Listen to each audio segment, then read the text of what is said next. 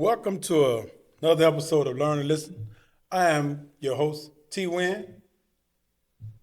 And I am Anthony Mandigo. Today we are honored to have a special guest whose journey through the performing arts has left an undeniable impact on theater, education, and the community. Vincent Williams is a director, educator, and an artist who has dedicated his life to storytelling and creative expression. From his early training under the esteemed Hattie Wade to working alongside legendary playwrights like Judy Ann Mason and David Barr, Vincent's path has been shaped by some of the best in the industry. He has directed powerful productions such as The Face of Emmett Till, Radio Golf, and Shreveport Rising, each one telling stories that resonates deeply with audiences. A proud graduate of Grambling State University, Vincent has worked with institutions across the region and even collaborated with Denzel Washington on The Great Debaters. Now, as a gifted and talented arts theater instructor for Caddo Parish Schools, he's using his expertise to inspire the next generation.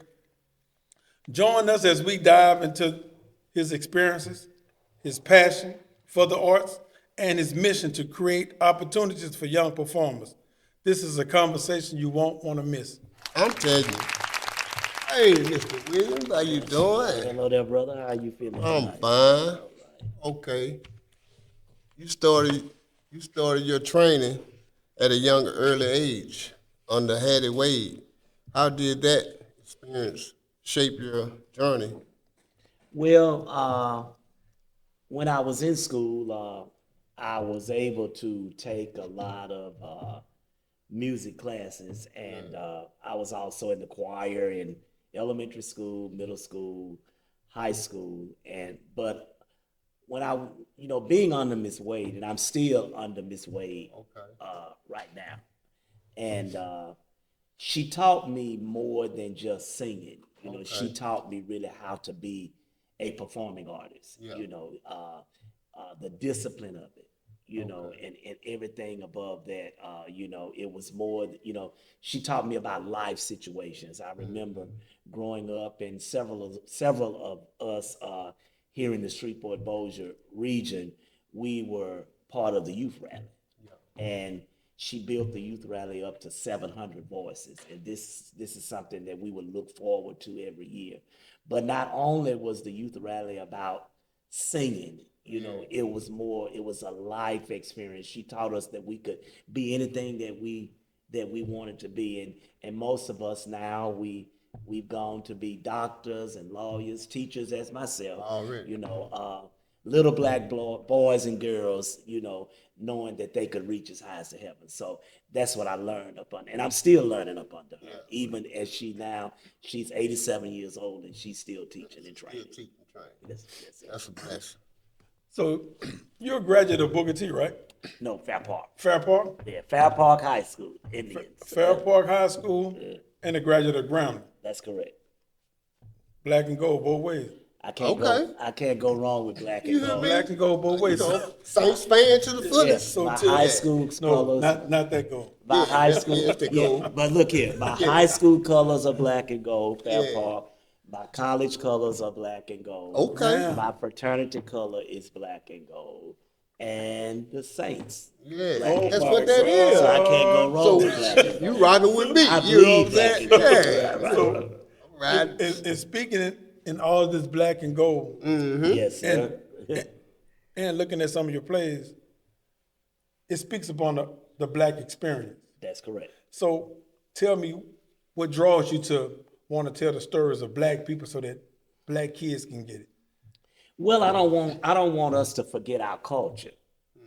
It's so many of our kids growing up, they don't know anything about their culture. Right. So it's so important that, with my theater company Extensions of Excellence, my mission statement to train through the African American theater, but quality African American theater, so we won't forget our culture, because so many times we are forgetting that, and I don't want that to be forgotten. So even with the Black church, Right. so that's the main reason, you know, why I like doing things from the Black experience. I'm telling you. So, you've been singing all your life. What role has music played in your creativity process? Well, when I got to Grambling, I was not staged in productions. I didn't have any dialogue. I didn't have any speaking roles because I really wasn't trained in that area. Okay. I was just always trained to sing, and I just didn't want to be a gospel artist. I Yeah. wanted to sing different genres, and that was another way Miss Dr. Wade trained me. You know, I've been fortunate enough to sing different genres of music, anthems, hymns, the Negro spiritual, gospel as well as jazz. You know? Already. Yeah. So Already. so that's what singing has really done for me, and I still sing. You hear me? Yes. So, what is like working up under legendary playwrights like Judy Ann Mason and David Barr? Judy came into my life when she moved back here from Hollywood, California. She had finished the movie that we all know about. I'm sure you're familiar with it, Sister Act 2. Oh, With yeah. Whoopi Goldberg. That's her story. That is her movie. And she was the lead writer for Good Times and The Jeffersons. She was really the head writer for Norman Lear, which was the most popular producer there at that particular time. Okay. And when she moved back here, we found each other. And she wanted me to sing at all of her musical theater productions.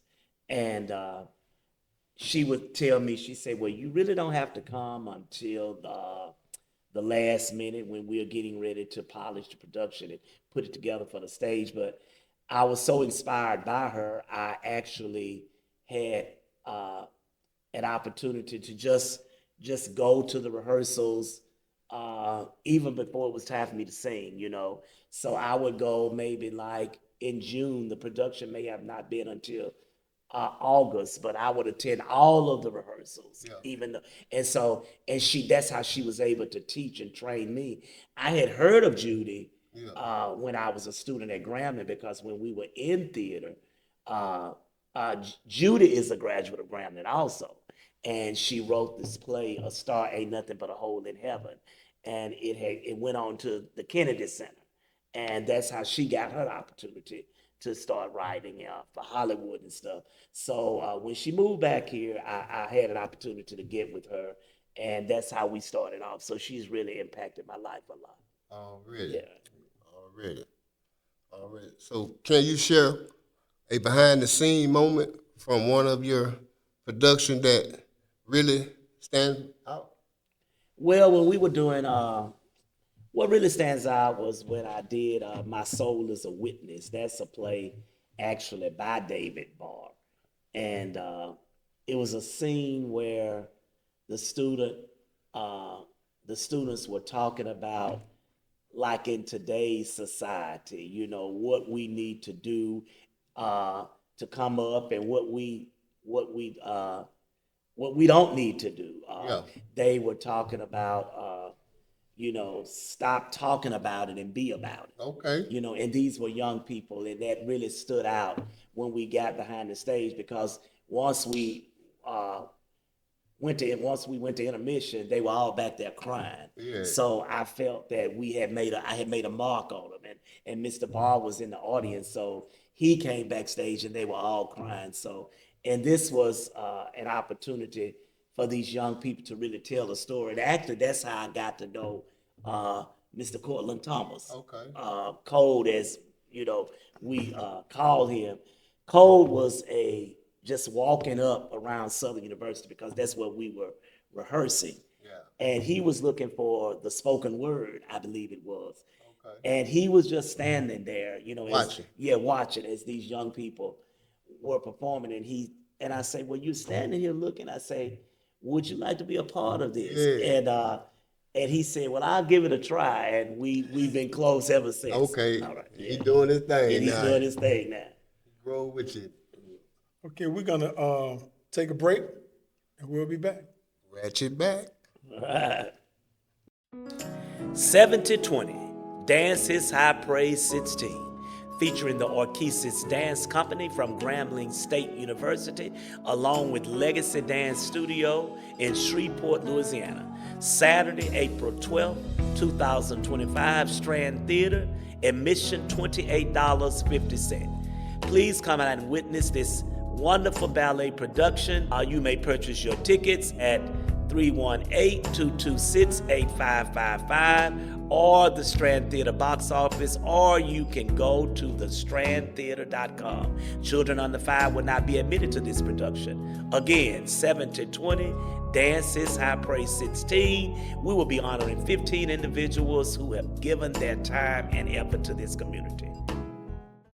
We're back with Mr. Vincent Williams, a legendary director from here in Shreveport, Louisiana, a person that we can all be proud of, a person that Black people, when we're looking for careers, we overlook the role of a director, which without the role of a director, we don't get these great artists, these great actors, these great actresses.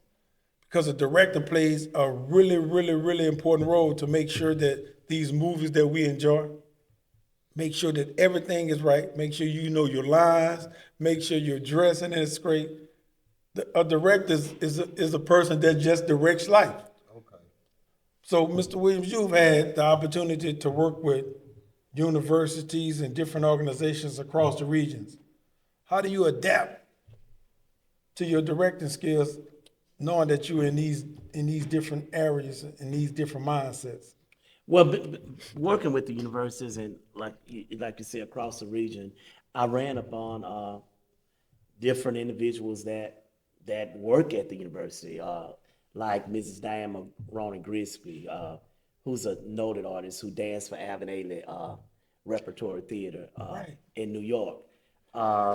She was a lady that mentored me. You know, I'm not a dancer, but just watching her and learning things from her at the university, the discipline, the technique, and that is what set her dance company apart from other college dance companies. They were able to do different genres of dance. So I always wanted to incorporate stuff like that with my theater company. When I'm directing a theater piece, I always put like the dance in there, so they would come and perform. And also I ran across a young man by the name of Dr. King Godwin, who was theater director at Grambling State University, and Dr. Ava Brewster Turner. She was theater director at Wiley College, but now she has her own theater company in Baton Rouge. I learned a lot from them, and I'm always learning, because I don't know everything, and so I was able to get with them, and I'm still learning from them. They come to my shows, I go to their shows, and that's how we're in the process now. Dr. Turner and we're in the process of trying to put on a theater festival in Louisiana, let it travel. Like 1 year it could be here in Shreveport, the next year it could be maybe at Grambling or Southern and Baton Rouge. Next year it could be in New Orleans. So it will grow like that. Okay. Okay. So, Mr. Williams, so you had an opportunity to work with Denzel Washington on The Great Debater. Yes, sir. And what was that experience, and how did it influence your approach to storytelling? Well, going back to Judy Mason and Denzel were the best of friends because they worked at the New York, the ensemble company in New York City. And when she found out that Denzel was going to be producing as well as directing the movie Great Debaters, she put me in contact with him. Okay. And also then she put him in contact with Mrs. Maroney Grigsby at Grambling. Okay. And I was just so inspired about I'm telling you. meeting him. We worked on Great Debaters for maybe like a good month here in the Shreveport area. We actually, uh, we were shooting down on Caddo Lake. If you notice when the film first come on, it's on Caddo Lake, and we were doing this dance scene that Miss Maroney had choreographed. Okay. And I never forget that, Miss Maroney is a workaholic, and she worked us from 8 o'clock that night until 3 o'clock that morning. What you And say? Denzel was like, "Aren't you pleased?" Yeah. And she said, "I am if you are." Yeah. And so we got an opportunity to work with him. We see what he was about, and and we just took that as a joy. All of us in this area. Cause he do good movies. Yes, yes. I like that. Yeah, he's Denzel's a the great best. guy. He's the top actor, as far as I'm Yeah, concerned. he'll fool with Yeah, it. yeah. Yeah, he'll fool with it. All right, your production, Dance is High Praise, Yes. featured the Orchesis, Marquises. the Arkesis dance company, and it awarded a scholarship in your mother's name. Yes, sir. What inspired you to do that? Well, my mother passed away in 2009, January of 2009. Sorry to hear that. And prior to that, again, Mrs. Maroney and Miss Carol Anglin, they were doing a ballet entitled Dance is High Praise at Grambling. And I had gone to see the show, and Miss Maroney had assigned me to do a solo and sing a solo, of course. I did the Lord's Prayer by my lot. And after my mother passed, my mother was a staunch Gramblinite. And that's how I ended up attending Grambling. I really didn't have a choice, But I wanted to do something in memory of my mom. So I talked to Miss Carol, I talked to Miss Maroney, and Dance is High Praise in Shreveport was born. So I presented it at the Strand in 2009. Yeah. And we've been presenting it every year. What stopped us was the pandemic. So we were not able to do it for 2 years. Yeah. But during this performance, and we're doing it again April 12th, during this performance, I present a $2,000 scholarship award in memory of my mother, Helen Horton, for a deserving high school student Yeah. to go to college and study in the performing arts. Okay. As a gifted and talented art theater instructor, what's your approach to mentoring young performers? Well, in the Gifted and Talented program that I work in here in Caddo Parish, we are recruiting, if that's a good term, students that are interested in the arts. They actually have to be referred by one of their teachers. I can't refer them because once they get in, I'm their teacher. Okay, but they have to be referred by one of their teachers or anybody on the staff at that school. And if they feel that student is gifted in the arts, we set up a meeting with their parent to tell their parent that we feel that your child is gifted in this particular area. It could be visual arts, which is drawing. It could be theater, or it could be music. Yeah. And they go down to the Exceptional Center, which is on Murphy Street, and if they pass the test, they're in. We've had students I've had students to go on to Broadway. Zaylin Livingston from this area. I've had students like Nia Savoy, they're performing all in New York. And, not to brag, but I am bragging because I feel that I was a part of it. Yeah, so it's a wonderful program. Already. I encourage students and I encourage parents, if they feel that their student or if their child is is gifted, you know, to get them in the program because we're always looking for good students, you know. Y'all heard him holler at Mr. Vincent Williams. Yes. You're passionate about creating a program for developmental students. Yes, sir. Development. I'm working on my doctorate in developmental education. That's remedial education, pretty much. Dealing with remedial students. These students are actually they're in high school. Maybe they did not have the proper ACT score. They didn't have the best GPA. And actually, so what they have to do to start off, they have to go start off at a community college. And I think that's the reason why the community colleges in this area, they have a lot of students because a lot of those students are considered developmental students because they didn't have the proper, but it does not mean that they can't go out and be successful in life.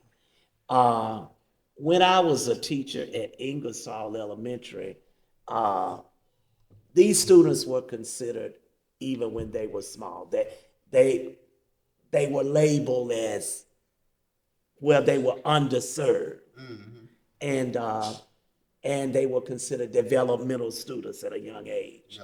I was able to start a performing arts program at that school, and their test scores came up because they were involved in something that they really liked. When Bill Clinton's term was over as president, Judy had just moved back here, and she came to see the children perform at the school. And as a result of that, when Bill Clinton, I guess you could say, retired, we were able to take those students to open up the Bill Clinton's library in Little Rock. So I feel that if I could, once I finish this degree, I would like to start a program for developmental students in the performing arts. I think that would boost their ACT scores and as well as their self-esteem. Thank you. We're going to take a break right here, but we will be back after these messages. We'll be right back. One and only Judge Shonda D. Stone. Judge Stone, welcome to the show. Thank you for having me. I am your host, T. Wynn. And I am Anthony Mandigo. Stop the dissing. Learn to listen.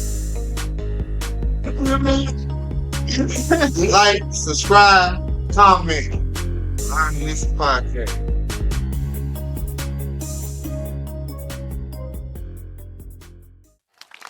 And we're back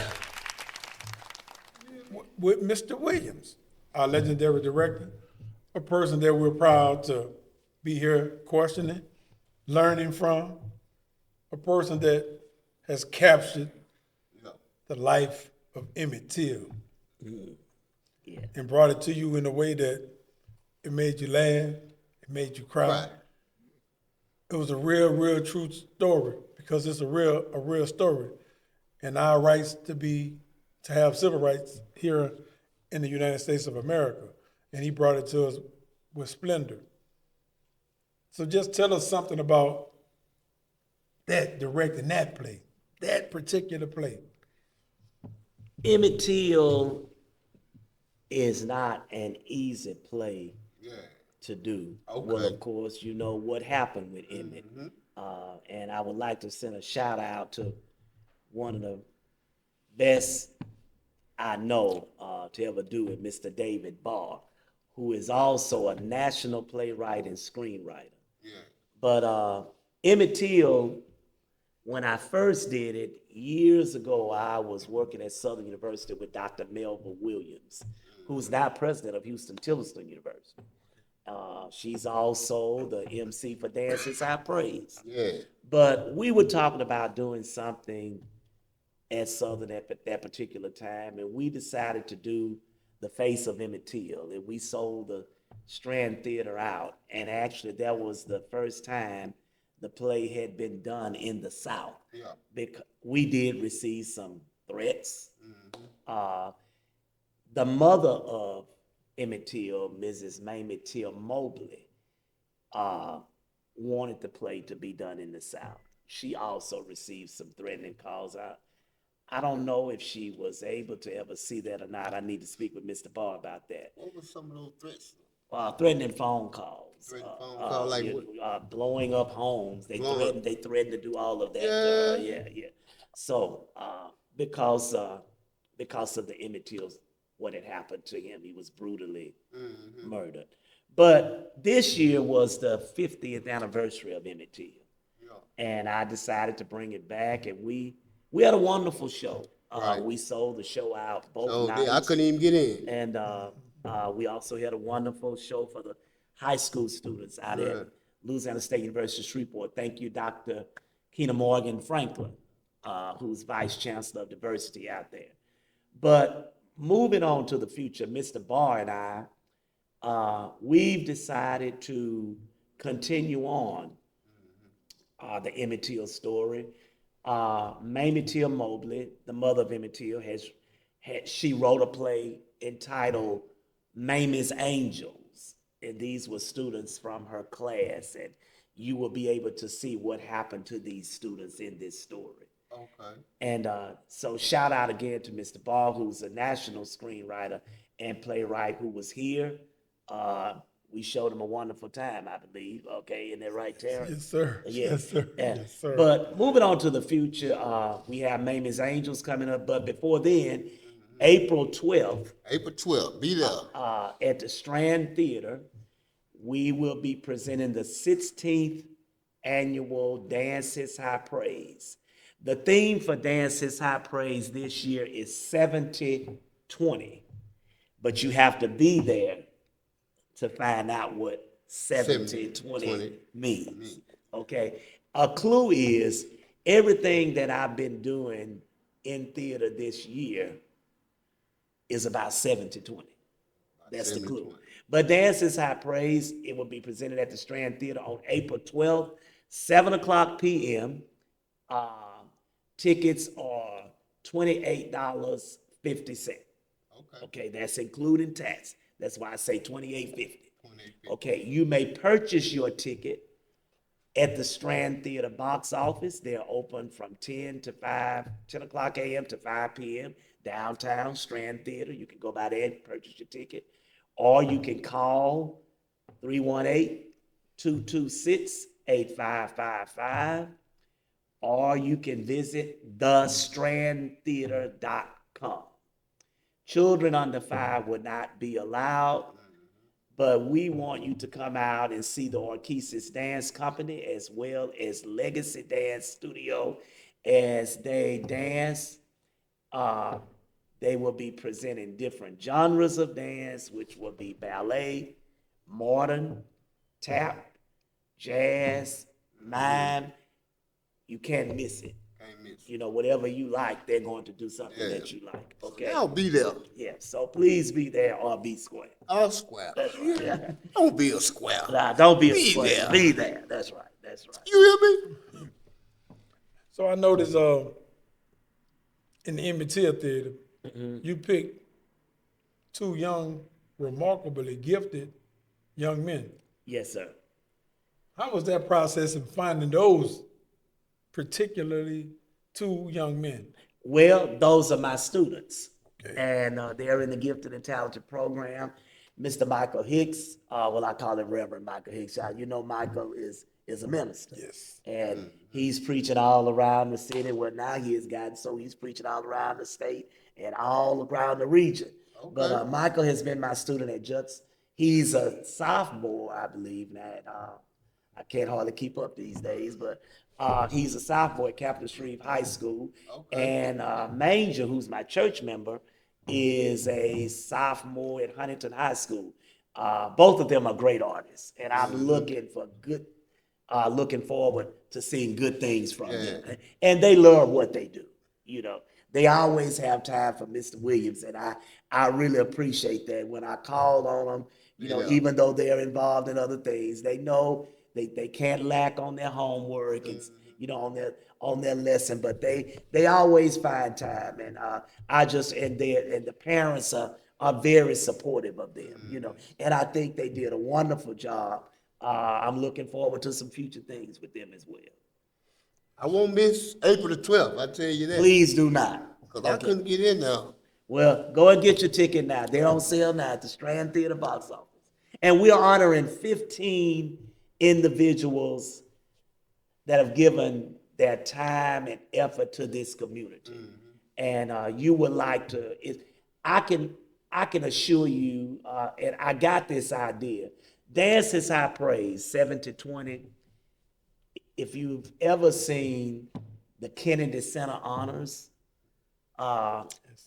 if you've seen that, it's pretty much in the style of the Kennedy Center Honors. That's where I got the idea from. right. When we honor these 15 individuals, they're excited.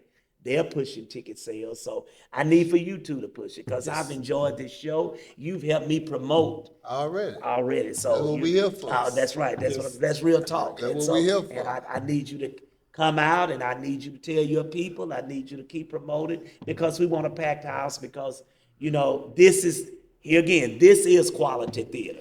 Theater is not just acting. You know, you go to the movie for theater. You go to the ballet for theater.